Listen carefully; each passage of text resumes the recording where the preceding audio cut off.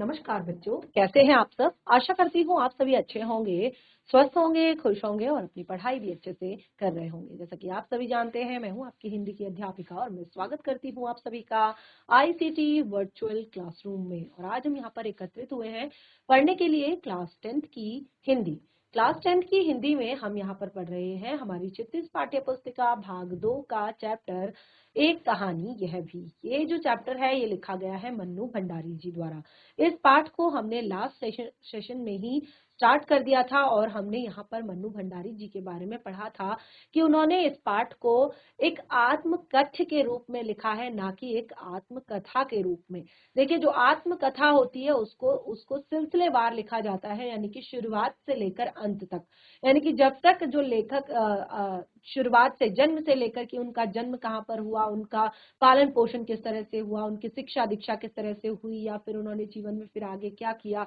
या जो लेखन कार्य से रिलेटेड चीजें होती हैं, तो ये सारी चीजें और मृत्यु तक एक तरह से कह सकते हैं, वो सारी चीजें, या जहां तक उन्होंने अपना लेखन किया, लेखन का कार्य किया, या जहां तक वो लिख सकते हैं वहां तक उन्होंने, जहां जब वो आत्मकथा लिखते हैं अपनी, तो वहां तक ये सारी चीजें बताई जाती हैं। और बाकी जो ये चैप्टर है इसको उन्होंने लिखा है एक तरह से जो अपने जीवन में जिस तरह से जो चीजें हैं, जो लोग उनसे जुड़े हुए हैं, अपने लेखन कार्य में जो इफेक्ट हुई जिनसे, वो उनके बारे में यहाँ पर लिखा है। और बहुत सारी बातें उन्होंने यहाँ पर लिखी है, खासतौर पर अपने पिताजी के बारे में और अपनी हिंदी की अध्यापिका के बारे में उन्होंने यहाँ पर लिखा है। तो ये चैप्टर जो है काफी ज्यादा इंटरेस्टिंग है, काफी ज्यादा मजेदार है। जिस तरह से आपने लास्ट सेशन में देखा कि किस तरह से जो है लेखिका बताती हैं कि उनके परिवार में उनके पिताजी का किस तरह से नेचर था और वो उस नेचर की वजह क्या थी, कि क्यों उनका नेचर इस तरह का हो गया था। तो देखिए, जिन्होंने लास्ट सेशन में नहीं पढ़ा है वो भी एक बार पढ़ेंगे, क्योंकि चैप्टर को हम यहाँ पर थोड़ा सा रिवाइज करेंगे, एक पाठ का सार लेंगे और उसके बाद हम अपने चैप्टर को पूरा का पूरा डिटेल में अपनी पाठ्य पुस्तिका से पढ़ेंगे। तो देखिए, जैसे कि हमने यहाँ पर सबसे पहले लास्ट सेशन में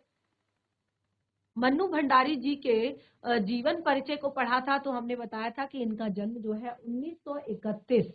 गांव भानपुरा, जिला मंदसौर, मध्य प्रदेश में हुआ था। इनकी इंटर तक की शिक्षा शहर में हुई और बाद में इन्होंने हिंदी से एमए किया और उसके बाद दिल्ली के एक मिराडा हाउस कॉलेज में अध्यापन कार्य से अवकाश प्राप्ति के बाद ये दिल्ली में ही रहकर स्वतंत्र लेखन कर रही है। प्रमुख कार्य इनके कहानी संग्रह, जैसे एक प्लेट सैलाब में हार गई, यह सच है, और त्रिशंकु इनके उपन्यास भी हैं। आपका बंटी, महाभोज पुरस्कार, हिंदी अकादमी का शिखर सम्मान इन्हें मिला, भारतीय भाषा परिषद का एक तरह से सम्मान इन्हें मिला, कोलकाता राजस्थान संगीत नाटक अकादमी का, उत्तर प्रदेश हिंदी संस्थान इत्यादि, इन सभी पुरस्कारों से इन्हें सम्मानित किया गया। तो देखिए, ये हमने लास्ट सेशन में ही इनके बारे में कुछ जो चीजें हैं वो पढ़ी थी। और देखिए, उसके बाद हमने पाठ के बारे में यहाँ पर डिस्कस किया था। तो देखिए, प्रस्तुत पाठ में लेखिका अपने जीवन के महत्वपूर्ण तथ्यों को उभारती है। जैसे कि मैंने आपको बताया कि आत्मकथा क्या होती है और एक आत्मकथ्य क्या होता है। तो थोड़ी सी चीजें उन्होंने यहाँ पर बताई है, यानी कि जो जो महत्वपूर्ण चीजें हैं अपने जीवन की, वो उन्होंने इस पाठ में उभारी हैं। और देखिए, वो क्या कहती है, लेखिका का जन्म जो है मध्य प्रदेश के भानपुरा गांव में हुआ था, लेकिन वो अपनी यादें बताती है जो कि अजमेर के ब्रह्मापुरी मोहल्ले की जो 2 मंजिला जो उनकी इमारत है, यानी कि मकान है, वहां पर पिता की बिगड़ी हुई मनः स्थिति से उनकी इस चैप्टर की शुरुआत होती है। वो कहती है कि जिस कमरे में उनके पिताजी रहते थे वो काफी ज्यादा बिखरा हुआ रहता था और वो अपना ज्यादातर समय जो है पढ़ने में और किताबें पढ़ने में, अध्ययन करने में और किसी भी चीज का हल ढूंढने में वो ज्यादातर अपना समय निकालते थे। और उनका पूरा रूम जो होता था बहुत ज्यादा एक तरह से फैला हुआ रहता था। तो उन्होंने यहाँ से शुरुआत की थी। वो कहती हैं, आरंभ में लेखिका के पिताजी जो है वो इंदौर में रहते थे और वहां संपन्न तथा प्रतिष्ठित व्यक्ति थे। शुरुआत में जैसे उन्होंने बताया कि उनका जो बचपन था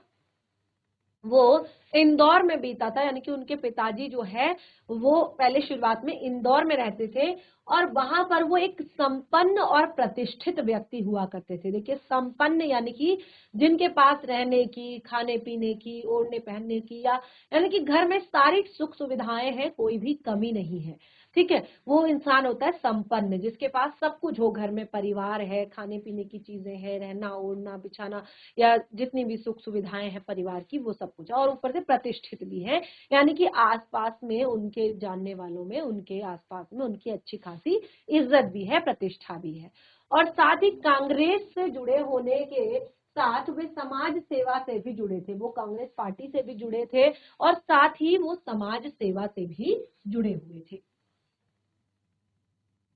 और परंतु किसी के द्वारा धोखा दिए जाने पर, देखिए एक बार उनके साथ कुछ इस तरह का हुआ कि उन्हें किसी ने धोखा दे दिया और जाने पर वे आर्थिक मुसीबत में फंस गए, और बहुत ही बड़ी। देखिए कई बार हमें लगता है कि पैसा कुछ नहीं होता, परिवार सब कुछ होता है, लेकिन कई बार ऐसा लगता है कि परिवार को जो चलाना है, अगर परिवार को अच्छे से अगर रखना है, तो थोड़ा बहुत पैसे की नीड भी इंसान को होती है, इतना कि वो अपनी जरूरतों को पूरा कर सके, अपने फैमिली का, अपने परिवार का भरण पोषण कर सके और उनकी जो आवश्यकताएं हैं, उनकी जो नीड्स हैं, उनको पूरी कर सके। तो एक तरह से जैसे हमने उन्हें बताया था कि वो संपन्न और प्रतिष्ठित थे, तो यहाँ पर जब उन्हें इस चीज में बहुत बड़ा धोखा मिला था, वो कि बहुत बड़ी आर्थिक मुसीबत में फंस गए थे, यानी कि परेशान हो गए थे, आर्थिक मुसीबतें उनके ऊपर आ गई थी, यानी कि पैसे से संबंधित जो है कुछ धोखा उन्हें मिल चुका था, और इसी कारण उन्हें अजमेर भी आना पड़ा, यानी कि इसी कारण वो अजमेर आ गए। और लेखिका जो थी वो 5 भाई बहनों में लेखिका सबसे छोटी थी, वो 5 भाई बहन थे परिवार में, और 5 भाई बहनों में लेखिका सबसे छोटी थी। काम उम्र में उनकी बड़ी बहन की शादी होने के कारण, उनकी बड़ी बहन की जो शादी थी वो कम उम्र में ही हो गई थी, कारण लेखिका के पास ज्यादा उनकी यादें नहीं थी। क्योंकि देखिए 5 भाई बहन थे, तो 5 भाई बहनों में लेखिका सबसे छोटी थी और उनकी जो बड़ी बहन थी उसकी शादी काफी कम उम्र में हो गई थी, तो तब शायद लेखिका बहुत छोटी रही होंगी, तो उन्हें अपनी बड़ी बहन की ज्यादा याद नहीं है, यानी कि उनको बड़ी बहन के बारे में ज्यादा वो उनको उनसे क्लोज नहीं थी, ज्यादा वो उन्हें जानती नहीं थी, और इसीलिए उनकी यादें भी नहीं है, यानी कि अपनी बहन के साथ उन्होंने किस तरह का समय व्यतीत किया, कैसे उनकी बहन थी, तो वो ज्यादा उनकी यादें नहीं है। लेखिका काली थी और उनकी बड़ी बहन सुशीला के गोरी होने के कारण पिता हमेशा उनकी तुलना लेखिका से किया करते थे। बस एक चीज था कि जो लेखिका थी, मन्नू भंडारी जी थी, जो थोड़ा सा उनका जो रंग था वो एक तरह से काला था, तो उनके पिताजी जो है वो हमेशा उनकी बड़ी बहन से उनका कंपेयर करते थे, तुलना करते रहते थे बड़ी बहन से, उन्हें नीचा दिखाते रहते थे, यानी कि हमेशा उन्हें नीचा दिखाते थे, कंपेयर करते थे। अगर देखिए इस तरह की चीजें घर में ही होती हैं तो बच्चों का मनोबल जो है और ज्यादा टूट जाता है, बच्चे और ज्यादा एक तरह से देखिए गोरा काला जो होता है वो भगवान ने हमें बनाया है, कोई भी इंसान जो है गोरा काला खुद से नहीं होता, ये सब भगवान की देन होती है, और ये चीजें मैटर भी नहीं करती, यानी कि ये इंसान के लिए कोई वैल्यू नहीं रखती हैं। ये एक तरह से ये फर्स्ट इंप्रेशन के लिए होती है कि अगर आप किसी के सामने जाते हो तो अगर आपका चेहरा एक तरह से आपके चेहरे पर अगर तेज है, यानी कि अगर आपको आप दिखने में अगर स्मार्ट बन के जाते हो तो शायद एक बार के लिए सामने वाले पर इफेक्ट पड़ सकता है, लेकिन अगर आपको उसे प्रभावित करना है, अगर आपको उसको एक तरह से उसको बिल्कुल इम्प्रेस करना है, तो उसके लिए आपका व्यवहार, आपका जो नेचर है और आपके जो तौर तरीके हैं, आपका जो रहन सहन है, वो उस पर इम्प्रेशन डालता है। लेकिन लेखिका के पिताजी जो है अपने बच्चों में ही आपस में कंपेयर किया करते थे और इस तरह से उन्हें नीचा दिखाते रहते थे। तो देखिए जैसे बाहर पे अगर आपके फ्रेंड्स इस तरह का काम करते हैं या बाहर वाले करते हैं तो बच्चे का मन दुखी होता ही है, लेकिन अगर घर पर भी उन्हें इस तरह की हीनता की भावना जो है एक तरह से नीचा दिखाया जाए तो उनमें हीनता की भावना आ जाती है। और इस हीनता की भावना नहीं, देखिए इसे हर बच्चा इसको पॉजिटिव नहीं ले पाता है, क्योंकि हर बच्चे की कैपेसिटी एक समान नहीं होती, हर बच्चा एक जैसा नहीं होता है, लेकिन लेखिका ने अपनी इसी हीन भावना को, अपनी इसी हीनता की भावना को, देखिए कई बार क्या होता है कि आपने देखा होगा कि अगर किसी को आप कुछ कह दो, कोई इंसान अगर कुछ अच्छा नहीं कर रहा है, लेकिन अगर आप उसे कुछ कह दो, तो अगर वो थोड़ा सा दिल पे लेने वाला होगा तो उसको क्या करेगा, अगर वो पॉजिटिव लेने वाला होगा तो वो उसको उस चीज को खत्म करके दिखाएगा, वो अच्छा बन के दिखाएगा। लेकिन कुछ जो होते हैं वो दिल पे ले लेते हैं और उसको फिर बिल्कुल अंदर से अंदर घुटते रहते हैं। तो लेखिका ने उस हीनता की जो भावना थी उसमें विशेष बनने की ललक उत्पन्न की उन्होंने, यानी कि उनको लगा कि जो लोग मेरे चेहरे से मुझे क्यों पहचाने, लोग मेरे काम से मुझे पहचाने, लोग मेरे एक तरह से जो मैंने काम किया है मेरे व्यक्तित्व से मुझे पहचाने। तो इसलिए उनमें विशेष बनने की लगन उत्पन्न की, परंतु लेखकीय उपलब्धियां मिलने पर भी वह इससे उबर नहीं पाई। यानी कि बहुत सारी लेखकीय उपलब्धियां उनको मिल गई, लेकिन फिर भी वो इस हीन भावना से उबर नहीं पाई कि वो दिखने में अच्छी नहीं है। बड़ी बहन के विवाह तथा भाइयों के पढ़ने के लिए बाहर जाने पर पिता का ध्यान लेखिका पर केंद्रित हुआ। और देखिए अभी तक, क्योंकि वो 5 भाई बहनों में सबसे छोटी थी, तो अभी तक उनके पिताजी का ध्यान जो है उस पर नहीं गया था। क्योंकि देखिए जो छोटा बच्चा होता है वो ज्यादातर जो है परिवार में सबका लाडला होता है, तो उसको ज्यादा कोई उसको रोकता नहीं है, टोकता नहीं है, उसे कुछ कहता नहीं है, या उस पर ज्यादा ध्यान नहीं दिया जाता कि वो क्या कर रहा है या क्या करना चाहती है या क्या वो कर रही है। इस तरह से बड़े जो पढ़ रहे होते हैं या जो बड़ी क्लास में होते हैं उनको एक तरह से रिस्पॉन्सिबल बनने के लिए कहा जाता है, उनको पढ़ने उनकी पढ़ाई पर भी जोर दिया जाता है, और क्योंकि उन्हें बाहर भी जाना होता है तो उनके हर चीज का ध्यान दिया जाता है। तो लेखिका के साथ भी यही हुआ, शुरू शुरू में उनको बिल्कुल भी उनके ऊपर ध्यान नहीं दिया गया। लेकिन जैसे ही उनके जो बड़ी बहन की शादी हो गई, जब उनकी बड़ी बहन की शादी हुई और जो उनके भाई जो थे वो पढ़ने के लिए जब बाहर चले गए, तब उनके पिताजी का ध्यान जो है अपनी बेटी पर गया, तब उनके पिताजी ने लेखिका पर ध्यान दिया। पिताजी ने उन्हें रसोई में समय खराब ना करके देश दुनिया का हाल जानने के लिए प्रेरित किया। और उनके पिताजी ने ये कहा कि अब तुम रसोई में मत रहो, रसोई से बाहर निकलो, क्योंकि जरूरी नहीं कि तुम रसोई में रहोगी, मतलब लड़कियों का काम ये नहीं कि वो रसोई में ही रहे, इस रसोई से बाहर निकलो और देश और दुनिया का हाल जानो कि क्या हो रहा है देश में, क्या हो रहा है इस दुनिया में। पिताजी ने उन्हें रसोई में समय खराब न कर देश दुनिया का हाल जानने के लिए प्रेरित किया। और घर में जब भी विभिन्न राजनीतिक पार्टियां हुआ करती थी, जमावड़े होते थे, बहसें होती थी, तो लेखिका के पिता उन्हें उस बहस में बिठाते, जिससे कि उनके अंदर देशभक्ति की भावना जाग सके। और ये हुआ, लेखिका के अंदर देशभक्ति का भाव जागा। तो देखिए हमने लास्ट सेशन में पार्ट को अपने चैप्टर से ही स्टार्ट किया था, तो कुछ बच्चों ने लास्ट सेशन में क्लास को नहीं अटेंड कर पाया होगा, तो हम हमेशा रिवाइज करते हैं हमने लास्ट सेशन में क्या पढ़ा है। तो काफी सारी चीजें यहाँ पर रिवाइज हो गई हैं। ये चैप्टर का एक सार है, सारांश के तौर पर यहाँ पर दिया है। उसके अलावा यहाँ पर पूरा पार्ट का जो सार, जैसे मैंने आपको बताया कि किस तरह से लेखिका के अंदर जो है लेखन का भाव उत्पन्न हुआ। तो यहाँ पर 1945 की बात है। देखिए शुरुआत तो चैप्टर की हो चुकी है, तो यहाँ पर एक सार के तौर पर फिर से इसको आगे हम बढ़ाएंगे। तो जैसे 1945 में सावित्री गर्ल्स कॉलेज के प्रथम वर्ष में हिंदी प्राध्यापिका शीला अग्रवाल ने लेखिका में न केवल हिंदी साहित्य के प्रति रुचि जगाई, बल्कि साहित्य के सच को जीवन में उतारने के लिए भी उन्होंने प्रेरित किया था। तो देखिए किस तरह की बहुत सारे एक तरह से उनके जीवन में बदलाव आए, वो यहाँ पर देखेंगे। तो फिर से हम चलते हैं अपने पाठ की तरफ, यानी कि अपने पाठ को हम पढ़ते हैं अपनी पाठ्य पुस्तिका से। तो जैसे हमने यहाँ पर पाठ में काफी सारी चीजें लास्ट सेशन में पढ़ ली थी, तो जैसे उन्होंने ये सारी चीजें मैंने यहाँ पर अभी आपको बताई कि किस तरह से जो लेखिका है उन्होंने यहाँ पर अपनी जन्म के बारे में बताया था कि जन्म तो उनका भानपुरा गांव में हुआ था, लेकिन उनकी यादें जो हैं वो है अजमेर के ब्रह्मपुरी मोहल्ले की। और वो कहती है कि अपने पिताजी के बारे में कि वहां जो 2 मंजिला घर था उसमें ऊपर के माले पर उनके पिताजी रहते थे। और उन्होंने कहा कि उनका जो कमरा था वो काफी ज्यादा अव्यवस्थित रहता था, वहां पर बहुत सारी पुस्तकें और पत्र पत्रिकाएं जो है फैली रहती थी। और फिर उन्होंने कहा वहां पर हम और बाकी लेखिका और उनके जो भाई बहन थे वो नीचे रहते थे। और वो कहती थी कि हमारी बेपढ़ी लिखी व्यक्तित्वहीन माँ सवेरे से शाम तक हम सब की इच्छाओं और हमारे पिताजी की आज्ञाओं का पालन करने के लिए सदैव तत्पर रहती थी। और ये भी मैंने आपको अभी अभी बताया कि जब वो इंदौर में रहते थे, जहां पर उनकी बहुत ही बड़ी प्रतिष्ठा थी, कांग्रेस पार्टी के साथ साथ समाज सुधार के कामों से भी जुड़े हुए थे। शिक्षा में वे केवल उपदेश नहीं देते थे, बल्कि उन दिनों 8-8, 10-10 विद्यार्थियों को अपने घर पर रखकर भी उन्होंने पढ़ाया था। तो ये चीजें मैंने आपको बताई थी कि किस तरह से पहले के समय में जो शिक्षक होते थे वो मैट्रिक के बच्चों को या बड़े बच्चों को अपने घर पर रखकर पढ़ाया करते थे।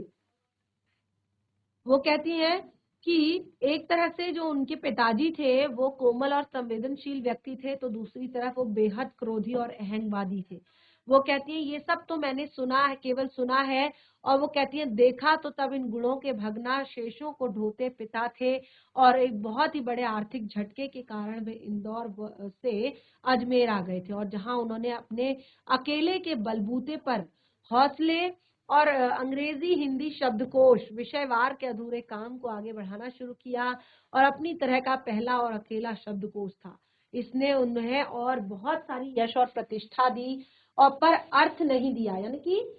इस काम ने उन्हें बहुत सारा यश और प्रतिष्ठा तो दी, परंतु अर्थ यानी कि धन नहीं दिया। और वो कहती हैं पर शायद गिरती आर्थिक स्थिति ने उनके व्यक्तित्व के सारे सकारात्मक पहलुओं को निचोड़ना शुरू कर दिया। देखिए, जैसे मैंने आपको बताया कि अगर इंसान के पास थोड़ा सा धन भी है तो वो क्या कर सकता है, अपने परिवार का पालन पोषण बिल्कुल अच्छे से कर सकता है, जैसे कि यहाँ पर लेखिका बताती है। लेकिन जब बार बार उनको हर जगह से गलत ही तरीके से, यानी कि नकारात्मकता ही मिल रही थी, हर तरीके से उन्हें नेगेटिविटी ही प्राप्त हो रही थी, और आर्थिक स्थिति जो है सिकुड़ती जा रही थी, तो इस बात एक तरह से उनको उनका जो अहंग था वो इस बात की उन्हें अनुमति नहीं देता था कि वो अपने बच्चों को इन्वॉल्व करे, कि थोड़ा सा घर में जो है हेल्प करें या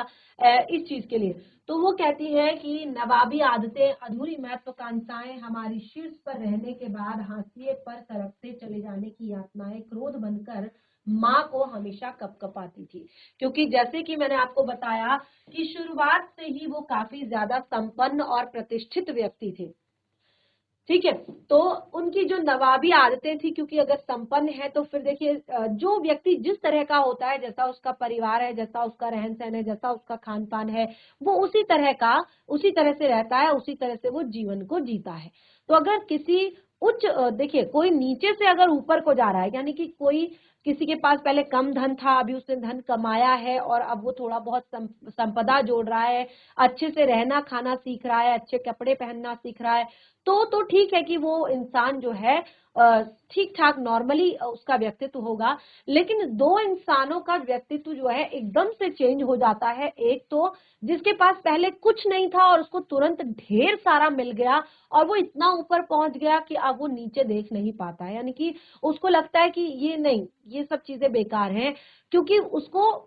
उन चीजों की वैल्यू नहीं पता, वो कैसे ऊपर पहुंचा है वो नहीं पता, ठीक है। और दूसरा जो ऊपर था और एकदम से नीचे आ गया है, तो उसके लिए भी, उसके अहंग के लिए, उसके लिए ये सारी चीजें झेलना बहुत ही मुश्किल हो जाती है। तो वही लेखिका के पिता के साथ हुआ कि जो नवाबी आदतें थी, जो बहुत ही बड़ी बड़ी महत्वाकांक्षाएं जो अधूरी रह गई थी, और शीर्ष पर रहने के बाद, यानी कि काफी ऊंचे पद पर प्रतिष्ठित होने के बाद, जब एक हाशिए पर सरकते, नीचे सरकते जब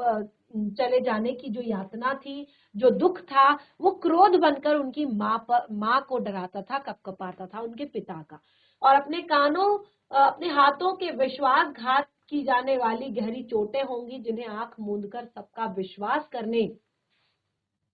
और देखिए उनको बहुत बड़ी चोट थी, यानी कि बहुत बड़ा धक्का था, एक बहुत बड़ी गहरी चोट थी, जिन्होंने आंखें मूंदकर सबका विश्वास करने वाले पिता को बाद के दिनों में इतना शक्की बना दिया कि वो जब तक हम लोग भी उसकी चपेट में आ जाते थे। लेखिका कहती हैं कि पहले उन्होंने इतना बड़ा धोखा खाया कि वो अर्श से फर्श पर आ गए, यानी कि काफी ऊंचाई से नीचे आ गए। तो ये उनका स्वभाव उनका इस तरह का हो गया कि वो कहती हैं कि कभी कभी तो वो हम पर भी शक करने लग जाते थे। तो वो कहती है यह पितृ गाथा मैं इसीलिए नहीं गा रही कि मुझे उनका गौरव गान करना है। वो कहती है कि ये जो मैं अपने पिता के बारे में आपको यहाँ पर बता रही हूँ, जो ये मैं पितृ गाथा यहाँ पर गा रही हूँ, ये मैं इसीलिए नहीं गा रही हूँ कि मुझे उनका गौरव गान करना है, यानी कि उनके बारे में आपको बताना है। वो कहती है मैं तो ये देखना चाहती हूँ कि उनके व्यक्तित्व की कौन सी खूबी और खामियां मेरे व्यक्तित्व के ताने बानों में गूंथी हुई है। यानी कि मैं आपको ये बताना चाहती हूँ कि उनके व्यक्तित्व का कौन सा गुण जो है वो मेरे व्यक्तित्व से जुड़ा हुआ है। तो वो कहती है कि अनजाने अनचाहे किए उनके व्यवहार ने मेरे भीतर किन ग्रंथियों को जन्म दिया।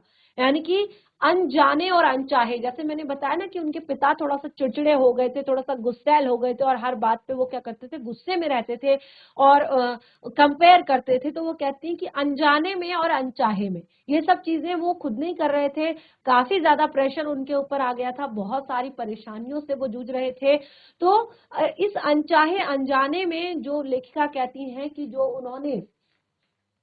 मेरे साथ व्यवहार किया, उनमें वो कहती है न जाने उन्होंने मेरे अंदर किन ग्रंथियों को जन्म दे दिया। यानी कि कौन सी ऐसी ग्रंथियां, यानी कि मेरे अंदर क्या ऐसा बदला कि मैं इस तरह की बन गई। तो वो कहती है, जैसे मैंने बताया कि वो कहती है कि मैं काली हूँ, मेरे बचपन में दुबली और मरियल भी थी। और वो कहती है इसी तरह से उनके पिता जो है हर बात में उनकी तुलना करते थे। और वो कहती हैं ऐसे गहरे हीन भावना की ग्रंथि पैदा कर दी कि नाम सम्मान और प्रतिष्ठा पाने के बावजूद मैं आज तक उससे उबर नहीं पाई। वो कहती हैं कि ऐसी हीन भावना की ग्रंथि मेरे अंदर आ गई कि आज मेरे पास नाम है, आज मेरे पास प्रतिष्ठा है, आज मेरे पास सम्मान है, लेकिन उस हीन भावना से मैं आज तक उबर नहीं पाई हूँ। और वो कहती है आज भी परिचय करवाते समय जब कोई कुछ विशेषता लगाकर मेरी लेखकी उपलब्धियों का जिक्र करने लगता है तो मैं संकोच से सिमटी ही नहीं जाती बल्कि गढ़ने को आती हूँ। देखिए वो कहती हैं कि आज आज भी लोग अगर मेरी कुछ शब्द ऐसे लगाकर मेरी तारीफ करने की कोशिश करते हैं, एक तरह से मेरे लिए अच्छा कहते हैं, तो मुझे लगता है कि यार ये लोग मेरा मजाक तो नहीं बना रहे हैं, या ये लोग मुझे कुछ गलत तो नहीं कह रहे हैं, या मैंने कुछ गलत तो नहीं कह दिया, क्योंकि अंदर पहले से ही नेगेटिविटी है, अंदर पहले से ही हीन भावना है। तो वो कहती है कि मैं मुझे ऐसा लगता है कि मुझसे कुछ जरूर गलत हुआ है, या मैं कुछ जरूर ऐसा नहीं कर पाई हूँ अच्छा। तो वही चीज वो एक्सेप्ट नहीं कर पाती है और अंदर से घुटती रहती है। तो वो कहती है शायद अचेतन की किसी परत के नीचे दबी इसी हीन भावना के चलते मैं अपनी किसी उपलब्धि पर भरोसा नहीं कर पाती। यानी कि मुझे खुद भी यकीन नहीं होता, खुद भी फील नहीं होता कि हाँ ये मैंने किया है, या मतलब मैं भी आज तक खुद पे भरोसा, खुद पे विश्वास, यानी कि मेरे अंदर भी आत्मविश्वास, कॉन्फिडेंस और सेल्फ रिस्पेक्ट जो है अभी तक नहीं आ पाई है। और क्योंकि वो कहती है कि आज एकाएक अपने खंडित विश्वासों की व्यथा के नीचे मुझे उनकी शक्की स्वभाव की झलक दिखाई देती है। बहुत अपनों के हाथों विश्वासघात की गहरी व्यथा से उपजा शक, होश संभालने के बाद से ही जिन पिता ने किसी न किसी बात पर हमेशा मेरी टक्कर ही चलती रही, वो न जाने कितने रूपों में मुझसे, कहीं कुंठाओं के रूप में, कहीं प्रतिक्रियाओं के रूप में, तो कहीं प्रतीक्षा के रूप में, केवल बाहरी भिन्नता के आधार पर अपनी परंपरा और पीढ़ियों को नकारने वालों को क्या सचमुच इस बात का बिल्कुल एहसास नहीं होता। तो देखिए वो कहती हैं कि मेरे पिताजी के अंदर जो ये चीजें आई वो क्यों आई, क्योंकि किसी अपने ने उनके साथ विश्वासघात किया, किसी ऐसे व्यक्ति ने उनको जिस पर अगाध विश्वास था, उस व्यक्ति ने उनके साथ विश्वासघात किया। और इसी कारण वो कहती हैं कि उनका स्वभाव जो है आज तक शक्की हो गया। और वो कहते हैं होश संभालने से लेकर, यानी कि जब से, क्योंकि वो सबसे छोटी थी परिवार में, तो शायद उनको वो सारी चीजें पता नहीं थी कि आखिर सच में हुआ क्या है, लेकिन उनको उनके पिताजी का स्वभाव जो है हमेशा से वैसा ही लगा। वो कहती है कि होश संभालने के बाद जिन पिताजी से, क्योंकि होश संभालने के बाद उनकी टक्कर ही होती रही अपने पिताजी से, उनके पिताजी हमेशा चाहते थे कि मेरे बच्चों के साथ ऐसा ना हो, वो अपने बच्चों को हर तरीके से मजबूत बनाना चाहते थे। तो वो कहती है कि कितने रूपों में न जाने, कहीं कुंठा के रूप में, तो कहीं प्रतिक्रिया के रूप में, कहीं प्रतीच्छाया के रूप में, केवल बाहरी भिन्नता। तो वो कहती है कि एहसास नहीं होता कि उनका आसन्न अतीत किस कदर उनके भीतर जड़ जमाए बैठा रहता है। समय का प्रवाह भले ही हमें दूसरी दिशाओं में बहाकर ले जाए, लेकिन परिस्थितियों का दबाव भले ही हमारा रूप बदल दे, हमें पूरी तरह से उससे मुक्त नहीं कर पाता है। कहती है जो अतीत होता है इंसान का, वो कहती है पता नहीं कैसे उनके अंदर उनका जो वो अतीत है वो गढ़ एक तरह से जड़ जमा कर बैठा हुआ है। सारी परिस्थितियां, सारी स्थितियां चली गई हैं, सारा एक तरह से समय का जो प्रवाह है वो उन्हें काफी दूसरी दिशा में ले चला है। अब बच्चे बड़े हो गए हैं, बाहर चले गए हैं, चीजें चेंज हो गई हैं काफी ज्यादा। अब उन्हें फिर से वही प्रतिष्ठा जो है मिल चुकी है। स्थितियों का दबाव जो है बहुत तरीके से हमारे रूप को बदल देता है, यानी कि सिचुएशन जैसा हमें रहने को कहती है, जैसा हम हमें करने को कहती हैं, उससे हर इंसान बदल जाता है। लेकिन वो कहती है वो सब कुछ कर सकता है, लेकिन हमें पूरी तरह से अंदर से उससे मुक्त नहीं कर पाता है। यानी कि वो जो कुंठा, जो हीन भावना, जो एक अंदर जो चोट होती है वो बिल्कुल भी ठीक नहीं हो पाती है। पिता के ठीक विपरीत थी हमारी बेपढ़ी लिखी माँ। अब लेखिका अपनी माता के बारे में बताती है कि जिस तरह के उनके पिताजी थे उससे ठीक विपरीत, जस्ट अपोजिट उनकी माँ थी। और वो कहती हैं अपनी माँ के बारे में कि धरती से कुछ ज्यादा ही धैर्य और सहन शक्ति थी उनमें। यानी कि धरती में जितना धैर्य होता है उससे कुछ ज्यादा ही सहन शक्ति थी उनकी माँ में। तो वो अपनी माता के विषय में यहाँ पर बताती हैं। तो टॉपिक में काफी सारी चीजें ऐसी हैं जो अभी हमने पढ़नी है। और जैसे कि मैंने आपको बताया, चैप्टर बहुत ज्यादा इंटरेस्टिंग है। अगर आप ध्यान पूर्वक पढ़ेंगे तो बहुत सारी चीजें आपको सीखने को भी मिलेंगी। तो हम इस टॉपिक के बाकी के भाग को कंटिन्यू करेंगे अपने नेक्स्ट सेशन में। तब तक के लिए धन्यवाद। आपका दिन शुभ हो।